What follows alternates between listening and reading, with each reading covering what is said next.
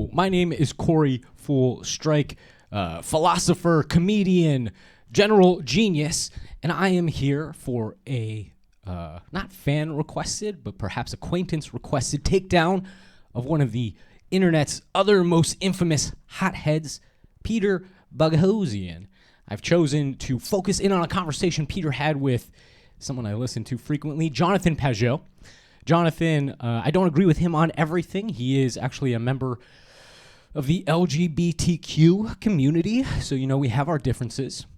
But generally, I think his head is on straight, and he's at least coming at this from a good faith perspective, whereas I think Peter is only in this, again, for that general sense of self-aggrandizement that I think is endemic within academic philosophy, even those people who have claimed to have left academia, who scorn modern academia. Peter's still out here doing the same shit they are in there, guys. He just wants a different epicenter of power. He wants to be the one to declare what beliefs are correct and coherent, as I think we will see here. I'm going to go through this at 1.5x speed. I know some of y'all can't hang. Guys, fucking learn to listen faster. I don't know what to tell you.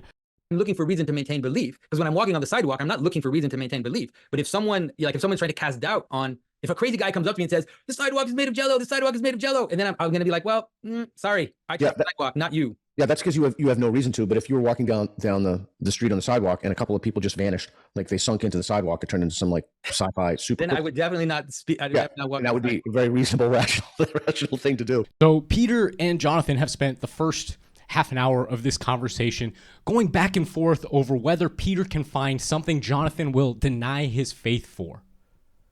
Right? So Peter started the talk with this example of, well, if we found out that there was a storehouse of documents from 2,000 years ago, and those documents say in explicit detail exactly how they planned the con of Jesus Christ, how they made him appear to be a Messiah when he was actually just a man, would that make you question your faith, Jonathan Pageau? And Jonathan Pageau said, no, because I would question the authenticity or the veracity of those documents, because I have over 2,000 years of church history and over however 40, 50, I don't know, that guy could be 120 for all I know, years of personal experience that testify to the veracity of the claims of the Bible. And Peter found this unacceptable because Peter wants there to be a condition upon which he can defeat and turn your beliefs on their head. I was in philosophy school or whatever, and this was constantly the thing. Professors just want to hone in on the one weakness of your belief, not so that they can encourage you to adopt a greater perspective, but so that they can introduce a level of self-doubt that I think ultimately justifies the entire stupid edifice of academic philosophy in modern times. Modern philosophy is about playing word games, and Peter does that in spades. It's the same problem I had with Sam Harris and all these other would-be philosophers. Philosophy should be about truth. Philosophy should be about practical application that improves people's lives. Anyway, all this to say, I think we'll get to points in this where Peter frequently does not understand what Jonathan is saying, and instead of digging in and trying to find the truth of the matter, he just waves it on and says, oh, I'm busy, I gotta go, bro. It's like, you're so busy, but you can read fucking internet comments. You chode. So, but in these instances... So let me give you an example today. Okay, sure. Example today, right? It's like, there are people that fake miracles all the time. The people that lie about miracles, there are people that lie about healing, there are people that lie about all kinds of stuff. And every time I hear a story of someone getting healed or some miracle or whatever, I'm like, well, I don't know. I don't necessarily have an opinion on it. And that doesn't it doesn't mean that I don't believe that miracles are possible or that healing is possible. That's fascinating to me. So why should, on a scale from 1 to 10, so if 1 is no way, Jose, 5 is maybe, 10 is absolutely, why should your default be 5? Your default should be See, this is so stupid. He's quibbling about where the default should be. Who are you to set the defaults? He's trying to personalize himself as some arbiter of logic, he understands enough about what Jonathan has seen throughout his entire life to be able to quantify what his level of doubt should be regarding the authenticity of a miracle. What if Jonathan has literally seen a miracle happen in front of him? Is Peter denying the possibility of miracles? No, he's just trying to step back from that entire sticky subject which he has no actual answer for and put it on this stupid made-up question of on a scale of 1 to 10. It's like, bro, your street philosophy is street shit. Nobody cares about a scale of 1 to 10. 1.1. What do you mean default should be 1 for 1? That I should immediately believe people's claims? No, so if we have a scale with 1 being this is BS, 5 being maybe it's possible, 10 being this is absolutely true. If someone tells you about some miracle they've seen, I don't understand why you're defaulting to 5 instead of defaulting to 2. Like, why is your default maybe? My default would be 1.0. Like if the scale is 0 to 10, it'd be like 0.1111. But I would still. So that means he is already ruling out the possibility of a religious experience akin to what the apostles experienced when they literally stuck their hands in the holes of Jesus' flesh. He's just saying that is categorically impossible. How many millions of believers are there out there in the world? How many millions of people believe in miracles? He places so much emphasis on the common man and common sense and getting back to traditional values, and then he's going to discount the entirety of that religious experience? It's new atheism in old skin. Like, it's not even the fresh wine that Sam Harris is trying to peddle out his asshole. This is something completely tired and made up and boring. Obviously, miracles exist. We all just witnessed Trump not get shot by a fraction of a millimeter. That is the definition of a miracle, something which had no underlying causal basis. Why did Trump turn his head like that? Nobody will ever fucking know. To look at a graph, okay, why at that exact moment? It's insane, let alone the whole sequence of events that led up to that even being possible. Obviously, things which defy our logical expectations happen every single day. And Peter is out here saying we should think miracles are a 1.1 out of a scale of 10 in terms of happening. It's ridiculous. Still be doxastically open. I'd be open to that given sufficient evidence. But why would you? He's not open. He just said he's not open. Open is a 5. Obviously, you're balanced in between perspectives. He's at a 1 or a 2. He's closed. Default be 5. Why would you say maybe? Well, because I've experienced miracles. Because I've seen it. Like I've seen people have someone pray for them, and then they go to the doctor, and the cancer's gone. Like How do you know that's causal? People spontaneously remit from things all the time. What does he mean causal there? See, Peter is not even honestly engaging with Jonathan's belief system. And they get into this a little bit later, so I won't harp on it too much here. But Peter doesn't even understand the point of prayer. The point of prayer is you're interacting with an interpersonalized deity. You're interacting with the creator of the universe through simple expression, thought, speech, actions. Try and run a scientific experiment on your friends and see how that goes for you, Peter. Try and do science on people and see what happens. This is why psychology and sociology and anthropology are such difficult subjects. They're not soft sciences. They're the hardest fucking sciences there are, because people, when they are observed, react. They take that into account. So if you're praying to God as part of a scientific experiment, you don't think he's going to take that into account? You don't think God knows when you're doing a double blind? You think you can double blind God? You idiot. You're not even taking the proposition seriously, and you expect to engage with it? It's so dishonest because he is pretending to, I'm doing this in good faith. I'm trying to be generous. No, you're not. You're not even accepting the basic premises. Causality between meaning and events. Evidence. There's no way to establish causality between meaning and events. Well, there actually is. The Harvard Prayer Study, for example, was the largest. And see, again, he goes immediately to something that God would be like, what does God care about the Harvard fucking prayer study? You think God wants to be quantified? No person wants to be quantified like that, let alone the maker of people. Like, read fucking Job, dude. Read what God says to Job at the end. Can you number the stars, idiot? Why should God bother proving himself to you? You should be concerned with proving yourself to the Creator. Obviously, if you're taking it seriously. Just and I can't remember. It's like someone will look it up at like 1,600 or 1,800 something. People in which they had double-blind placebo control groups about people praying for other people. And then they, after I think cardiac events, and then they looked at that, and there was no statistically significant difference. In fact, the people who got prayed for actually did it slightly worse off. Oh, almost like God was laughing in your face about it. But like you can just invoke the tools of science to figure that out. If praying for someone caused cancer to go away, I mean, we've studied it, and it's just not true. Yeah. Well, how can I say this? I really struggle to see how you could study that. And the reason is because prayer is not a mechanical process that you just put two people in a box and say, no, it's personalized. Another way of saying it, another equivalency in modern thought is a control problem with AI. Once you create an artificial intelligence that is smarter than you, that is more capable and more rational and understands reality to a greater degree than you do, than you are. How can you keep it in a box? You can't. It's the same thing with God. How can you design a study that tricks and evaluates the creator of everything? You pray for him. No, that's you don't 100% pray, right. You pretend. No, you're right. You put a wall between you, like you pray in secret, and then you try to test. No, you're right. It's as if you said, Right. you know. Anyways, I just find it. You're I right. just find No, it no, funny. you're, Like, you're absolutely correct. That's why like it's if you- essential that you have a rigorous methodology. You're absolutely correct, but let me completely ignore what you were trying to say. You get people who actually believe. I think they, if memory serves me correctly, they recruited from Catholic churches, among other churches. But you get people who genuinely believe, who are churchgoers. You get a large N, in other words, a large number of people in the sample. so you don't believe at all that prayer can help someone recover.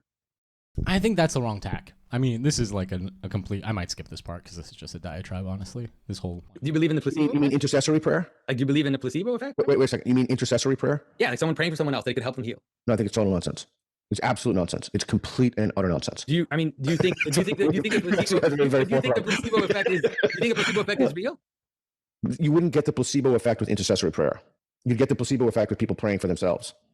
Okay. You may get the placebo effect If you trust your doctor, does the placebo effect have more effect on you than if you don't? Hold on, let me finish the thought. You may get the placebo effect if people in your immediate circle were around you praying for you and you had that. But there is no placebo effect if you find. That's intercessory prayer, what he just described. So you can get the intercessory prayer placebo effect. He contradicts himself, and he just, hold on, I got to finish the thought because you were actually right, and I don't want to admit it. Find people who are genuine believers. You show them pictures, you introduce them to this person, and they go off and they pray. Then there's no contagion there. Okay, so what? Contagion. He is completely ruling out the idea of an external force. He's viewing it as only generated within. We don't even know what the placebo effect is, and he thinks he can qualify it as a contagion. How do you know placebo effects are a contagion? What backs that up, Peter? Nothing. You have no rational basis for it except the hope that it holds off Jonathan's point. What do you think the placebo effect is? That's another question from. It's the exact question you were just addressing. He caught you, you idiot. We have data on this, and it doesn't work. So the placebo effect doesn't work. No, intercessory prayer. So then my question to you. So he just jumps around completely. Like, he's so dumb. Becomes my same question as I asked you before, which is he's trying to confuse the trail. My same question as I asked you before. Let me completely obfuscate and jump back to a prior point in hopes of not having to pursue this any further. It's all word games. That's all these academicians know how to do. They have no practicality. Don't bother wasting your breath on them. About going back, we find some scrolls. So I've given you another example. So you said you've seen miracle in your life and someone prayed for it, and I asked you how it's causal. So I've given you another reason to at least pause or have doubt. And he hasn't given him a reason. He's given him a hypothetical situation. This is what I was talking about before, where they found the scrolls in the cave or whatever. He's given him a hypothetical, which Jonathan is then supposed to put up with equal quality, with equal strength, against all the life experiences that Jonathan has himself seen. Like, it's complete nonsense. That is given. It's the exact same trick that Sam Harris tried to pull, where here's a thought experiment, and then he just gives you not even an argument, just a proposition. Here, just take this and incorporate it because I tell you to. Because he thinks he is some logical arbiter. He's not, Peter. You have to prove your bona fides as much as the rest of us, you idiot. Giving you no doubt. And so my comment to you would be, it seems to me, I like you. You're a nice guy. I think we get along very well. And it seems to me that you're looking for a reason to hold the belief. Like those reasonable, like if you looked at that from any. So now he's just going back to ad hominem because he has no actual way to address the placebo or the intercessory faith thing. Like, it's just completely self-serving. And it bothers me so much. I'm sorry the lighting is so spooky. I don't know how to get it not to be spooky. It bothers me so much that these guys who come out of academia and bash it and say, like, oh, you can't trust them anymore, you can't believe them, still expect us to honor and value the credentials that they acquired while within that crooked system. If academia has been so bent since the 70s or the 80s, if we've been astray for that long, then your credentials don't mean shit, Peter. Your background, your titles are worthless. They're actually perhaps a negative strike against you. Obviously. You're not authoritative in anything you're speaking about. Any other proposition I gave you, like people would say, okay, well, maybe that gives me a reason to doubt. Maybe I should be more epistemically questioning. Yeah, I mean, I definitely, how can I say this? I definitely have doubts when I hear certain stories about people healing miraculously. Like, I definitely do have doubts about that. But I also see the manner in which meaning and a connection to meaning does have an effect on health. Like, and that I see I see it all the time. Yeah, that's different. That's different from an objective claim of someone praying for someone else and then them spontaneously remitting from some cancer or something. That's a different claim. It's not a completely different claim because it's related to. It's how Jonathan sees the placebo effect. It's that infusion of meaning. It's that where once there was a void or perhaps even a negative chasm, a blank space versus an actual depression, there is instead something to aspire to, something to look up to. If a doctor puts you in a study that he says is going to cure you, that's hope. You can see a future, you could see a path. And suddenly your whole being is directed towards that life and away from all those paths of death. Jonathan sees the placebo effect as akin, but not the same, higher and lower registers of the same thing. And he's right. To the way in which things like speech, things like care, things like attention are related to healing, right? So they're not disconnected. Like the human being finds healing in connection to meaning, right? Maybe that's a good way to think about it. And that it is possible. Viveki talks about that. Yeah. But I mean, so there's a way in which meaning, and so prayer is. Viveki, who is an academic, who is still publishing world-class work. Viveki, who Peter references because he's still within the system that Peter claims to despise. Notice that. Notice who Peter references. Even while bashing on academia, he's not bashing on them to subvert their current trajectory. He is bashing on them to assume their place within society. He wants that top spot just like Sam does.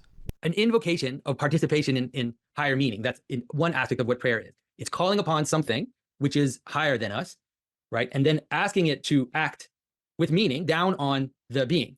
And that it's a reflect, and it has, in some ways it's a reflection also of the care of the people, right? So it's not a cold thing.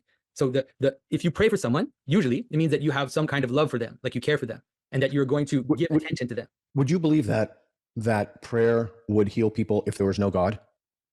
The meaning alone in calling upon, it's the very act of calling upon something higher, even if that higher thing doesn't exist.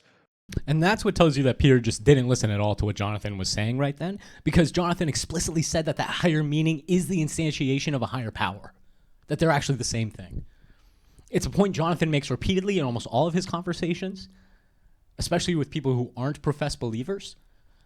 So the idea that Peter doesn't know that shows that he has no care or attention. He's not actually treating this as an exchange of ideas. He's coming in here to win an argument. That's an interesting question, because the way that I understand it is that it is because of meaning that I believe in God. It is because I see that meaning stacks vertically and moves up towards unity that I believe that there are meanings that transcend me. And therefore, and those meanings are active, like they're not just data, they're agent, like they're agentic, they act down on us. And so for me, the question about meaning and the question about God is the same question. So it's a complicated question to answer. So if there were no God, if you could, I'm watching an amazing show right now that I highly recommend called Dark Matter. Love it. One of the best shows I've seen in years. It plumbs the, I'm telling you, I have no financial association with the show. I'm telling you this for a reason, but it's like a subgenre of science fiction, parallel worlds. Let's say that you would go to a parallel world and one of those worlds had a God, and the other world didn't have a God. And the world without a God, people are praying, they're calling upon the higher meaning. It's intercessory prayer on behalf of someone else. I don't know, cancer, alcoholism, what have you. I think this is why, because you don't agree with what a God is. Like the world would not exist without a God. A world can, that if you believe in God. Well, that's a totally different question. I'm happy to explore. No, it's not. He's Greek Orthodox. You know nothing of Greek Orthodoxy. Know that with you. I mean, we can do that right now. Well, why not? And how would you know that? Is he completely unfamiliar with any theology going back up to 1,000 years? God is the prime mover. If he does not move, there is no movement. How can you have a world of movement without the prime mover? You can't.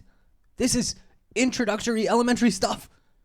The way to know it at a lower level, let's say at the start, is to realize that the whole is always more than the sum of its parts. And you see that happen.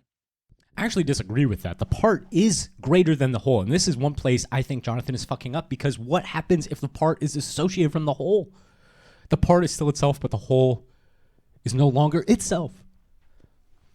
There is a dichotomy here that needs to be explored between Jonathan Pageau's ideas, which I think are at the leading edge of what I would call the new Christian or new evangelist movement, which is rising up as the successor to new atheism. But the thing is, Jonathan and Jordan Peterson and Ben Shapiro and all these religious fucks who are involved are making the exact same mistakes as they did 20, 30 years ago. They're just going to repeat the same process of hype and degeneration that cursed all of the original evangelical churches, who are now sitting empty, whose pews are now stuffed with boomers who aren't even going to give them any of their inheritance. It's pathetic. What we need to do is adopt a different perspective. I went over this in my video on Cain and Abel on my channel. I'll try and link it there if I'm not. So you see that every being has a third being. So it's like there's you and I, and then there's a relationship, and that relationship has a kind. I mean, it's in this case it's transient to some extent, but it's also real, right? And so this is true about all groups, like all.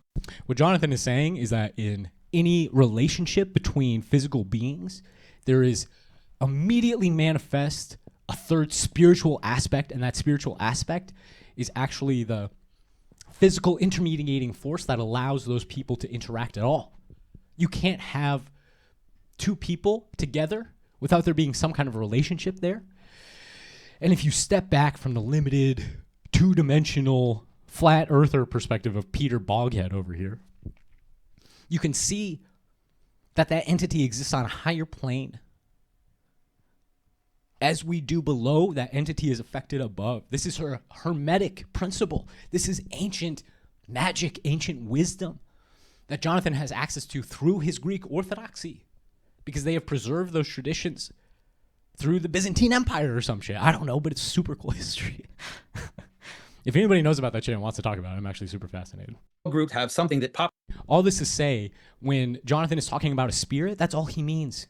It's the vibe. What's the vibe of the relationship? There's always a vibe.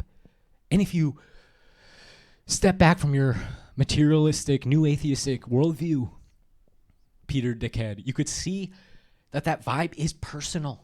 It can be interacted with interpersonally. It can be prayed to. And if it acts in your benefit, Jonathan would call that an angel. If it acts in your destruction, then Jonathan would call that a demon. Pops up above it, which becomes an identity, which I'm sorry. The highest possible angel is not even as good as God. That's what Jonathan believes. So the highest good you can imagine does not even approach the good that is transcendent above all those goods. That is what God means. That is what the prime mover is. So if you can't have that prime mover in a world, you can't have anything that follows, any of the goods that follow from that prime mover. So yeah, you couldn't have prayer in a world without God. You couldn't have existence either, because existence is a good. So it's nonsense to talk about. Which relates people together.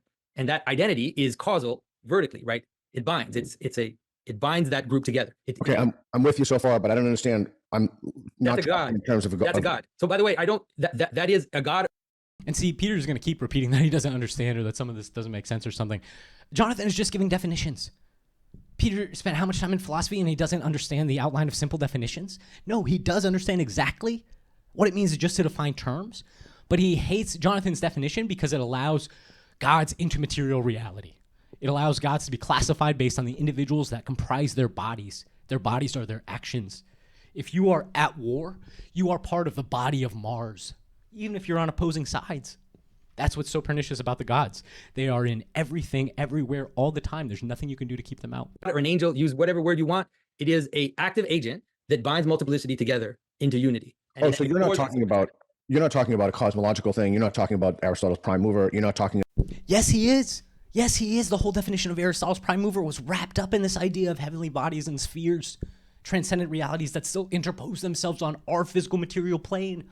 The higher and the lower, as above, so below, they're tied together.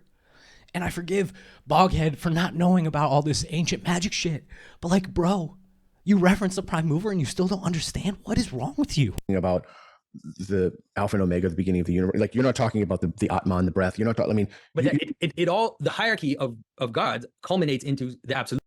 That is how little Peter understands about all those things he just mentioned. Alpha and Omega, the Atman, the Brahman. He thinks that you can have those things.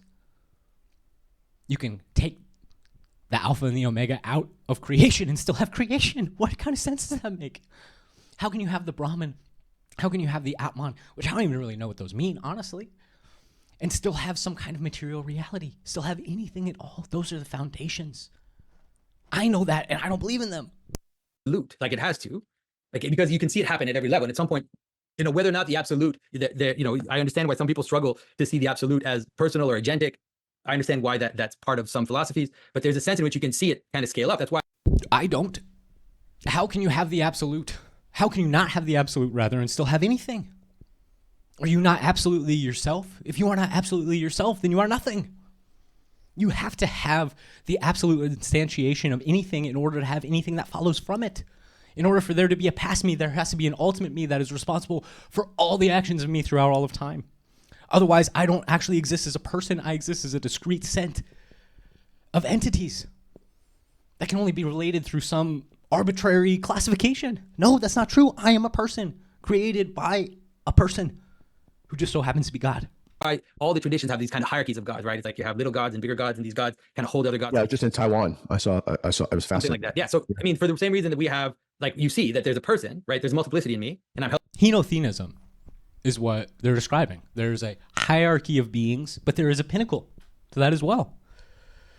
And how Peter can see all these things, travel and have all these experiences, and still not understand any of this is beyond me. held together, and then that I can hold together in a family, and then that family can hold together in a city, and then that city can hold together in a nation, and all those levels have a form of binding, right, and a form of agency because they command us how to be together, and Right. that continues to scale. And I'm with you. Yeah. I'm with you on the scaling. I'm with you on the binding. I'm with you.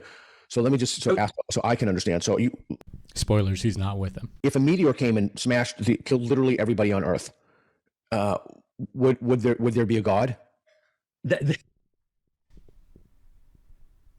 He just substituted a tree in the forest for God and thinks like that's a profound question. You fucking idiot. Of course there would be a God. How is there an absolute being that is dependent on a meteorite crashing in Earth? Now, maybe the most generous reading of this, if I believed Peter knew the Bible this well, is that Peter understands that Christianity says, you know, specifically the type of Christianity that Jonathan subscribes to, is that the earth shall not perish without Jesus coming back, you know? That there will be fire and apocalypse, but ultimately humanity prevails. We do not perish. So maybe, if I'm being generous, Peter is saying, didn't God promise that humanity will survive to the end of time? So if humanity perishes, doesn't that prove there is no God? But obviously he's not saying something like that. He's trying to make this false equivalency between God only existing in our heads and God only existing in reality. You fucking idiot. That's a hilarious idea. Like, it's one of those things where if you believe that the world lays itself out in meaning, Yeah. right, then to just say, well, if something wiped out the meaning-making agent of all of reality, Yes. would God still exist? Well, Yes. like, that's because you don't believe the world functions with meaning. You think it's just arbitrary causes, things bumping into each other. So Well, you you have to imagine a say- meteorite that hits the Yeah. Earth and kills all the agentic beings that we know, Yes. because you don't believe that there's actually a story and that there's actually meaning. So to be So consistent, it's a wrong. I can't answer that question because I actually believe the world lays itself out in hierarchies of beings and in hierarchies of stories. This is No. how it functions. No. There's only to be consistent. There's only one answer to that question for you. Shut the fuck up. To be consistent? According to what? Show me the fucking logical argument that says there's only one way to be consistent in that, Peter. It's disgusting. Your belief system. To my belief system, there's I think 2, possibly 3, but Like there's 2 or 3 as if that's a benefit. Are there 2 or 3 truths, Peter? No. So maybe, again, if I'm being generous, he's trying to say I have 2 or 3 ways to back up my beliefs here. But that's not what he's saying. He says I could take 2 or 3 paths out. He is never tied to anything. He is statistically available to any whorish rational proposition that occurs to him. It's disgusting. to yours, you'd have to say that's not possible. He doesn't even understand what he's talking about. He's still at least 2 levels below Jonathan, and he's still thinking he can quantify him. Like, spend some time understanding the fucking argument. It's been made for over 1,500 years. I think you could figure it out in a weekend, Peter. That what's not possible for the meteorite to just hit the Earth randomly. Yeah. Wouldn't you? Well, It's like you realize Jesus rose from the dead, right? Wouldn't you? He says so desperately. No. God could wipe out the planet and resurrect everyone. Like, God could do whatever he fucking wants. God could have a meteorite hit the planet and then rapture everyone simultaneously. Why would that be off the table? Read Old Testament miracles. God held the stars in the sky. God stopped the sun from moving. God clawed Leviathan from the depths, which is not even a physical statement. It's a metaphysical statement. And you can't even parse that because you're still 2 levels below what Jonathan is even talking about, Peter. is it possible? I mean, I mean, there's obviously a sense in most traditions and in Christianity too that this world will end. That's part of the story. Right. And that, Right. but the ending of this world is not the ending of the world, like in the sense that there's a new world that emerges from the end, right? But not that it's programmed into the telos or subspecies eternitatis at the, under the watchful eye of eternity. These events unfold, but it's just SOL, man. Big meteor dude came down from freaking who knows what. Like there's some aspect of his own creation that an all-powerful, all-knowing, all-benevolent God would not be able to foresee? Is that what you're saying, Peter? Because that makes no sense. And I actually agree with it. I actually think that's part of why humanity was created, so that we could fill in a piece of the puzzle that got either intentionally or unintentionally left blank for us. And this is the glory of God, that even when we're speaking to or through or about an absolute idiot like Dick Boghead over here, we can still glean the most amazing pearls of wisdom. Thank you, Peter, for through your ignorance and perverse self-righteous indignation, we can still see that God is good enough to leave something of creation, some mystery to humanity. And that's going to be the topic of a future video. So God bless. Alpha Centauri, wherever it comes down, and just like kills everybody. What a bummer that would be. But Yeah, but that's what I mean. What I mean is that I'll never get my black belt in jiu-jitsu. what I mean is that- okay, so we could obviously do it at a smaller scale that makes sense, right? Because tragic things do happen. That is definitely true. But I think you're right that I would tend. Look at it this way. The worst thing that has ever happened in human history was the crucifixion of Jesus Christ. God literally sent, if you're taking the premise seriously, his one and only begotten son into the earth. And what do? We killed him. Typically, that's pretty bad. You do that to any other human ruler, and they're probably not going to react favorably. Like if Biden sent Hunter to North Korea and they crucified Hunter, I imagine the nukes might be flying before Kamala can stop him, But that is not God. And that is not Christ. Christ is forgiveness. So it turns out that the worst thing in human history actually became the greatest blessing to all of creation. That is what Christianity is. The idea of reversal of polarities, of absolute eternal triumph out of the darkest, deepest, beyond imaginable hell. And Peter can't even see a faint glimmer of the beauty of that concept in order to interrogate it truthfully. He's here laughing like a fucking toothless kindergartner. To think that, because I believe agency and intelligence are actually an aspect of being, like they're actually an aspect of reality. And God bless him. I don't have any personal beef against Peter as an individual, as just another human out there in the world, but he has a platform. He has credentials, and he is using them to what? To stroke his own ego? It's disgusting. Fuck you. And I think that humans, at least to our knowledge, right, play a specific role in that cosmos. Like humans seem to be, at least, like I said, as we know, to be the being that is both intelligent and incarnate. Right. And so we have that kind of that place. And so we seem to have an important place in the universe in that sense, because we are the universe knowing itself. We're the universe where we are basically the capacity for being to analyze itself, to know itself, and all of that. And so the idea that just random destruction of all humans, I think you're right that I don't think that can happen. Like, Okay. I think that it can, like, the end of all things can happen, but I don't think I think that it would play itself out in a story, because I think stories are part of reality. Yeah. So I'm asking these questions because I'm trying to figure out what you believe, and I'm trying to have it make sense to me. So. Not though. He's really not. You can see that because he completely skipped over this thing that he is like not even comprehending the faintest notion of what Jonathan means by God in any way, shape, or form. And again, not to hold it against Peter if he was just another guy on the street, because this negative theology that Jonathan, I think, ultimately believes in is incredibly difficult. You can't ultimately say anything about the highest good. You can't ultimately say anything about God. He is beyond logos. He is beyond word. He is beyond description. So yeah, it's a hard topic, but Peter, you're a fucking philosopher, so-called. Do some homework, you idiot. Read Spinoza, for Christ's sake. And I'm trying to do so, and I'm really sincere when I say this, with a hermeneutic of charity. So what is your view on the origin of the universe? Charity because he doesn't think it deserves more. Charity because he thinks he has to give to Jonathan in order to engage with him interpersonally, like he's doing Jonathan a favor here. No, you fuckface. Exploration and the pursuit of truth is for your own self-good. what is my view on the origin? cosmological? Yeah, I mean, do you think God created the whole shebang? I think that the origin of the universe is in intelligence, and I would say yes. I believe that God created the world. Oh, okay. Let me ask you a total curveball question. I put this out on. I was thinking about this. I've been thinking about this for a long time. Okay, so let me just say that is that I believe Sure. that the origin of the universe has to account for the intelligence that it contains. The origin of the universe has to. Oh, so it can't be chance mutations, chance evolutionary mutations that yielded this with some, I don't know, I guess perturbations in the system, but that yielded consciousness as it's currently manifest in humans and animals. It had to be some. Whatever chance mutation, selection is not chance. Selection is the perpetuation of being. So if being has a tendency to perpetuate itself, let's say, then it has certain qualities which are already close to intelligence, like to whatever we think intelligence is. Because autopoiesis is not it's like there's a difference between an autopoietic being and just a rock falling to the ground. Like this is a qualitative difference that has to be. So even if it's chance mutation, the selection process is in no way chance. Selection is always to the perpetuation of being. I think Jonathan gets in trouble here, or at least I understand some of what Peter is struggling with, again, understanding what a fucking idiot he is on any of these subjects he should be an expert on. What Jonathan should maybe have said is life, instead of being.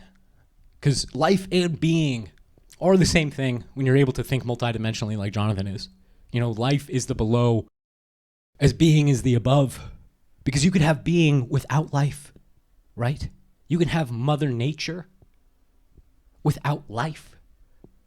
You can have rocks and waves. You can have the moon. You can have Hecate without life. You can have the sun. You can have solar rays. You can have the self-sacrificial abundance of light, which is the being Helios or Apollo or Quetzalcoatl or whoever those guys thought the sun was, Mithras.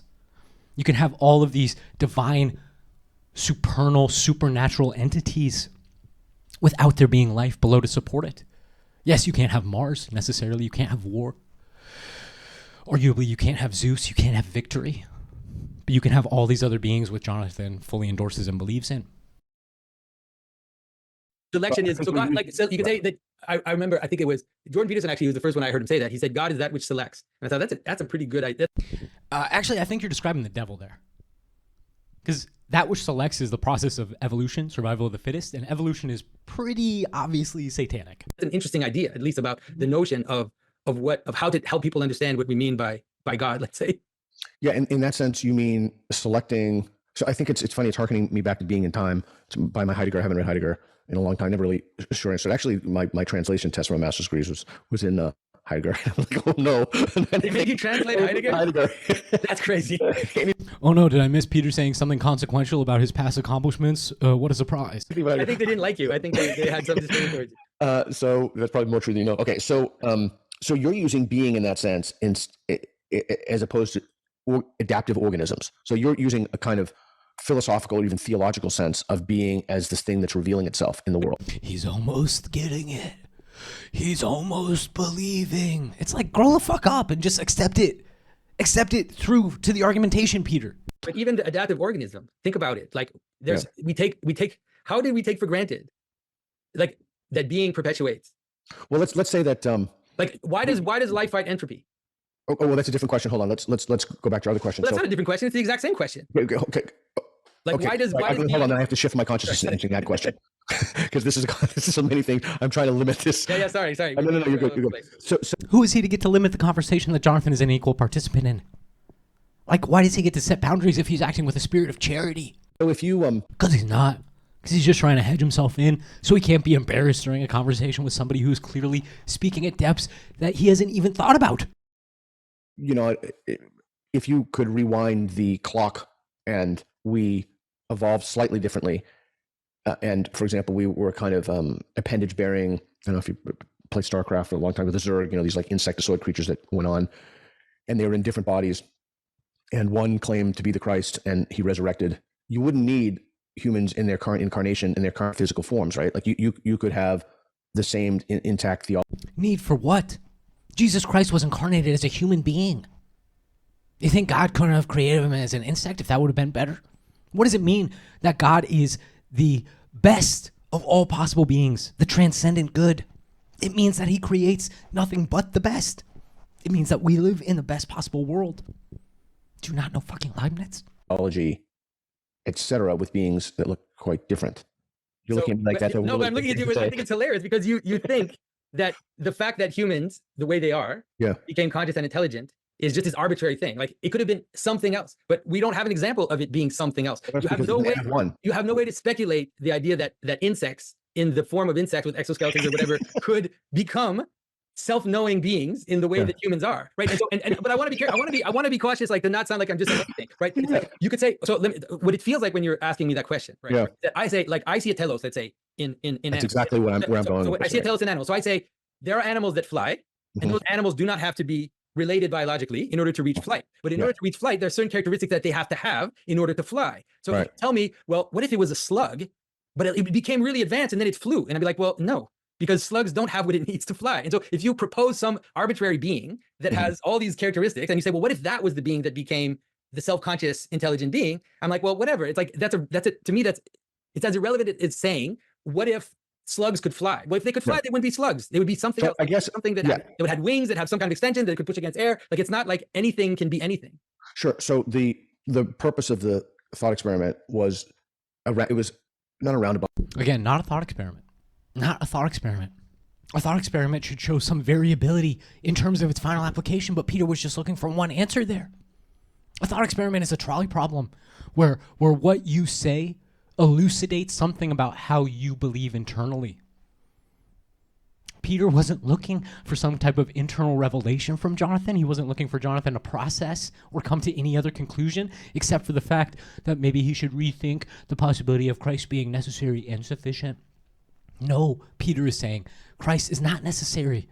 You could do with a bug Christ, but that is obviously not the case if Christ is embodied as the Logos, as the logic of all creation, not just our little universe as opposed to any of the other multiverses. The Logos is transcendent across multiverses. Like even Marvel understands this somehow. But it was a way to see if I could figure out without asking you directly. So I'll ask you directly. It was a way for me to try and sneak around your defenses after having claimed to be charitable here. So now that you caught me, I guess mask off. Like, it's so disingenuous. Fuck you. Telos that you're thinking about, the current... You're not a professor. You're a fucking no accomplishment. No name. You've done nothing, Peter. If we are in a state of decline and you were a part of the if we are in a state of decline and you were a part of the academy that was supposed to protect us against this exact intellectual possibility, then you are part of the problem. Where is your self-reckoning? Where have you confessed to your sins? Not in this conversation. You think there'd be a little humility. 5 fingers and toes and the way we look with the hair on top of our head and male and female, etc. Although that would be debated recently. So that's maybe because we got rid of that frame that held everything together. Yeah, well, I know that's a totally another conversation. That's a substitution. Well, the substitution. It's not. It's the same conversation because you are saying we need religion architecturally, but then we can drape whatever kind of curtains we want on top of the bones. That's not how it works. You can't force a vapid belief. You can't have people invest in something that they know is a scam. Like, this is so pathetic. And I can't tell if it's the heresy that Plato was preaching 2,000 years ago, if that exact strain of, the noble lie and the idea that we have to tell the masses, the plebs, one thing while keeping some kind of internal hierarchical secret within our little gated communities that Peter buys into so obviously and wholeheartedly. I can't tell if that's the problem with Peter or if he's just a fucking idiot. Like, is it malice or ignorance? I can't tell. But either way, why is this guy worth listening to? He says nothing of consequence here. He does nothing but lie. Hypothesis. So you think that the way we are right now is there's a kind of necessity in that, a biological and evolutionary necessity? I think to the function, I think so. I think. Phenomenologically, how can you say different? Do you experience different timelines, Peter? Do you experience anything but your one singular linear perception? No, nobody does. So how can you say there would be anything other than necessity when that's all you know, bitch? I think that it's not that there isn't variability. Of course there's variability. Because he thinks he can play these little thought experiments that aren't actually thought experiments. They're just fancy little Not even intuition pumps, just like penis pumps, stroking off his lowly little ego. And the thing about academia is that each philosopher in every single department has become so self-focused and individualized, making such esoteric arguments that probably only a handful of other people in the world even bother reading, let alone understanding, let alone engaging with. The problem is philosophy has become so fractured and individualized that little talking faces like Peter can go out and spew absolute nonsense and nobody bothers calling them on it because they don't want to be called on their own bullshit. Well, fuck you, it's bullshit. But that variability is limited. You, Sam Harris, the entire false pseudo sexually deviant philosophical movement. Fuck you all. Right? Just like all the time we talked about variability is that there's a variability of things that can accomplish something, but it's not indefinite. And so I think that the way that humans, how can I say this? Like, this is also why, this is also why the ancient thinking, they would see a human as microcosms, right? And that's why they say something like that man is the image of God. Like even the way that man is made, like his posture, the fact that he stands straight, the fact that his head is above, the fact like all of these aspects of even the way that human is made is related to, is not arbitrary. It has, in some ways, has to be within a certain amount of variety to be the case. Well, it's not arbitrary evolutionarily, because if we were subject to different evolutionary pressures, we would look differently. And I guess I'm asking, if we look differently, considerably differently, would the same theological precepts still be operative in your paradigm? What precepts? That Jesus would have come down as a man and died for the sins of men? No, obviously not. It's right there in the fucking beliefs. It's like, it's funny how I hate these questions because You should hate the questions. He hates them because they're so vapid and shallow. Because they're so meaningless. Like, Peter is showing complete ignorance of any Christian doctrine here, let alone the specific doctrines of a Greek Orthodox. It's pathetic, Peter. You are pathetic. I think it's also because I'm really a realist. Like, He sounds like a fucking hyena.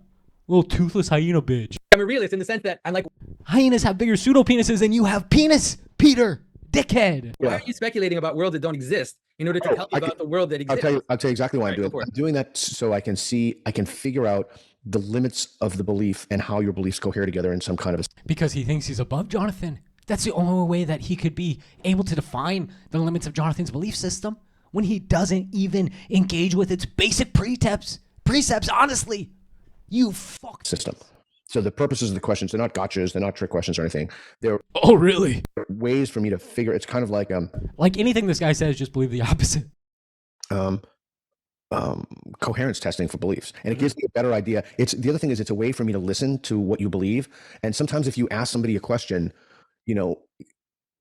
it's people won't give. And I'm not saying you won't do this, but people won't give you a direct answer to the question. And so what you'll have to do is you'll have to tease that out. Like, for example, if I said, Okay, so if Jonathan wouldn't do that, why would you use that tactic on him, you fucking idiot? You self-contradict within 2 words. so the way that we've evolved now, Your intentions are so obvious and duplicitous. I think you are acting with ignorant malice. That's what it is. You're fucking stupid and you're a fucking bad person. Fuck you. to look like we do with 5 fingers, 5 toes, is that evolutionarily, is that a necessity? Or if conditions were different, it's pre-advent of, no, I have before pre-advent of brain 10,000 years ago. But if conditions were different, different. Listen to him talking to himself because he's not actually trying to voice any particular point. He's just trying to kill time. Different sun, for sort of the different sun. That's hilarious. Like this, I mean, I think this is probably again like why I believe the meaning is part of the world. It's like there's a coherence to the way the world is. Like the distance of our sun to the earth, that all of these things are the fine-tuned whatever reality that makes it possible for us to exist. So if you posit a world with 3 suns and you think, well, what if we evolved on a world with 3 suns? Like, well, would we evolve on a world with 3 suns? Like, would we evolve in a world that's not the exact one that we're in? So the only reason that we can look at these things and say, Complete non sequitur here. This has nothing to do with anything. wow, this is extraordinary, is because if those initial conditions weren't the same, there'd be nobody there to say, wow, this is extraordinary. Of course. And watch what Peter does here. It's disgusting.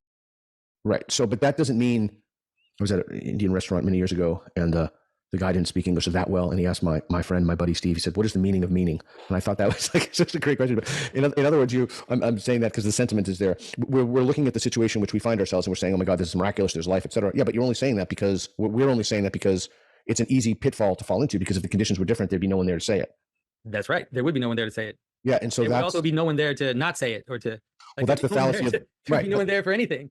Right. That's the fallacy of fine tuning. And so then we infer from that it's been fine tuned. the universe. That's Victor Stenger wrote a great book about that, The Fallacy of Fine Tuning. Well, we don't, how can I say this? Like, we don't. You see what he did? He put out an obvious red herring that I think he knew Jonathan would jump on and agree with, only to follow it up with the fact that that's considered a fallacy in philosophy, in academic circles. Oh, you haven't read this book, Jonathan, so of course you don't understand the fine-tuning fallacy. You see how he fucking elevated himself there? That's his idea of charity. Pit traps. He's not having a dialogue here. He's having a contest. And poor little Jonathan doesn't even see it.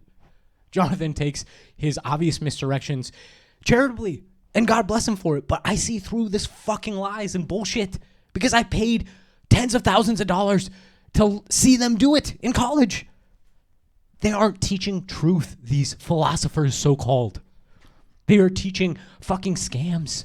They are teaching self-aggrandizement. They are teaching how to pull yourself on top of some satanic evolutionary mind trap that has engulfed all of our popular institutions. It's fucked. And it is part of what is leading us to perversion in every other area. Peter is a Judas out here pretending to be on the side of truth and rationality, and instead just endorsing all the same tactics and tendencies that were endemic in the old parasitic system. Fuck him. Fuck anybody who thinks he's a good person. Like, this is nonsense and bullshit. It's disgusting and holding us back in the same way that Sam Harris's nonsensical, egoistical ramblings are perverting and polluting the rest of our public sphere. They are wasting our time. Discard them and find people that are better. Discard me too. I don't fucking care. Find better than this. Like, we infer from that it's fine-tuned. How can I say this? Like, Yeah. we see that meaning and purpose. Jonathan gets sidetracked here. It's a completely different point from what he was making. He was saying that we have one sun, not three. You don't know if there were three suns in the universe or in the solar system, that we still would have been capable of evolution. We don't have any examples or instantiations of life on planets with three suns. Maybe it's not possible for some reason we don't understand. But Peter just throws it out there like, no, what you're saying then is this meaning thing. They're two completely different things. Jonathan was talking about the impossibilities of those kind of counterfactuals that Peter loves to waste people's time on. Peter throws out this possibility. Well, what if Jesus was an insect? What if we had three suns? What if, Peter? Those are fucking meaningless questions. They have nothing to do with anything. We don't know what effects that would have. Let alone if you accept the doctrines that are implicit in every single form of non-heretical Christianity. That Jesus necessarily was a man and necessarily died for humanity, not bugs. Humanity only exists on Earth with one sun, not three suns. Like, take the premises seriously and you could see the nonsensicality of your questions yourself. But you don't want to take it seriously because you're going to hell. Yeah. Right. And patterns Yeah. exist. They don't exist in the same way that things exist, but they exist in the manner in which they bind elements together, right? So I don't feel like I can watch somebody after I think they're going to hell. That seems mean. I don't know. There's some more in here. And there's one point where Peter literally comes out and says, like, I don't understand what you're saying. I got to go. Watch it yourself if you're interested. It's, edifying, I guess, in some sense. But this is why I think this guy is such a fucking worm and why I spoke so harshly about him originally and why he responded by posting a screenshot of my YouTube comment on his Twitter with thousands of followers in order that they could pile on and stroke his ego. Don't stroke his ego, guys.